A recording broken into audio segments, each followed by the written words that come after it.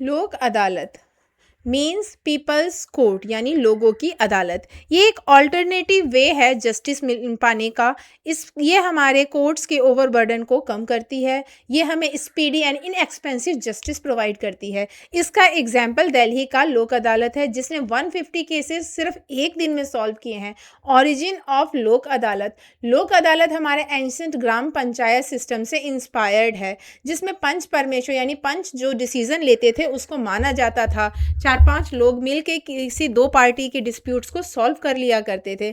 महात्मा गांधी भी ग्राम पंचायत के बहुत सपोर्ट करते थे, क्योंकि इससे टाइम सेव होता है, रिड्यूस होता है हमारा कॉस्ट, यानी पैसे ज़्यादा हमारे नहीं लगते हैं, और डिस्प्यूट जो है पीसफुली सॉल्व किए जाते हैं। इसीलिए इसे हम एक गांधीयन फिलॉसफी भी कह सकते हैं।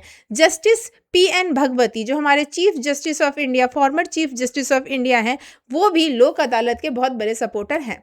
लोक अदालत का वर्किंग कैसा होता है? लोक अदालत नॉर्मली हमारे रिटायर्ड जज प्रिसाइड्स करते हैं। इसमें कभी कभी लॉयर और सोशल वर्कर भी इन्वॉल्व होते हैं, बट इसको प्रिसाइड हमारे रिटायर्ड जज करते हैं। ये जो डिस्प्यूट्स होते हैं पार्टीज़ के बीच में, वो अपने आप को खुद प्रेजेंट करती है, यानी वो अपने डिस्प्यूट्स को खुद ही आर्ग्यू करते हैं। नो एडवोकेट और प्लीडर अलाउड टू आर्ग्यू, कोई एडवोकेट और प्लीडर की ज़रूरत नहीं होती है, यानी इन चीज़ों में लोगों का पैसा बच जाता है। नो विटनेस आर एग्जामिन, किसी विटनेस को एग्जामिन नहीं किया जाता है।